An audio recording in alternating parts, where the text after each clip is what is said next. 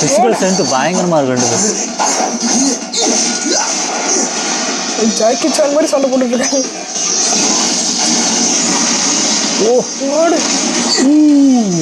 அடிச்சு நொறுக்கிட்டான் பில்டிங். சும்மா மிச்சாலே எல்லாமே உடையுது.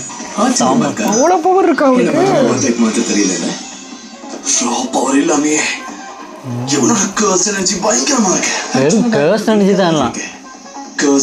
வச்சு அவனுடைய சக்தி என்ஹான்ஸ் பண்ணிக்கலாம். எல்லாருமே தான் பண்ணுவாங்க. ஆனா இவன் பண்றது மட்டும் எனக்கு அப்படியே ஆப்போசிட்டா இருக்கு. இவன் ஸ்பெஷல் கிரேடு. கவனிச்சியா? கோஜோ சாரை விட கர்ஸ்ட் எனர்ஜி அதிகமாவே கோஜோட கர்ஸ்ட் எனர்ஜி. ஆனா அவர்கிட்ட 6 கண்கள் இருந்ததால 6 ஐஸ் ஆக்டிவேட் பண்ணும்போது அவரோட எனர்ஜியை வீணாக்கவே மாட்டாரு. அது மட்டும் தான் டிஃபரன்ஸ். இவங்களுக்குள்ள ஆளே கிடையாது. 6 ஐஸ் இல்லைன்னா இவங்க 2 பேரும் சேர்ந்து தான் போகும். நம்ம பேசிட்டோம். ஆட்டத்தை ஆரம்பிப்போமா? இனிமேதான் ஃபைட் இருக்குது. சரியான ஃபைட்டு.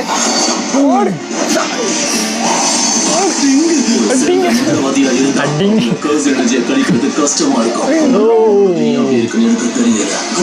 ஒரு மந்திரம் சிறந்தவங்களா இருக்காங்களோ அதுக்கேற்ற மாதிரி பண்ண முடியும்.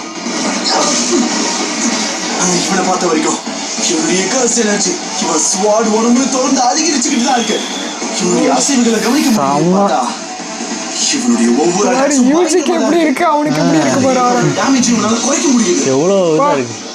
இனி நீயே கவனிச்சுக்க. சோலி முடிஞ்சுன்னு நினைக்கிறேன். நான் சாகத்துக்கு இன்னும் தயாராகல.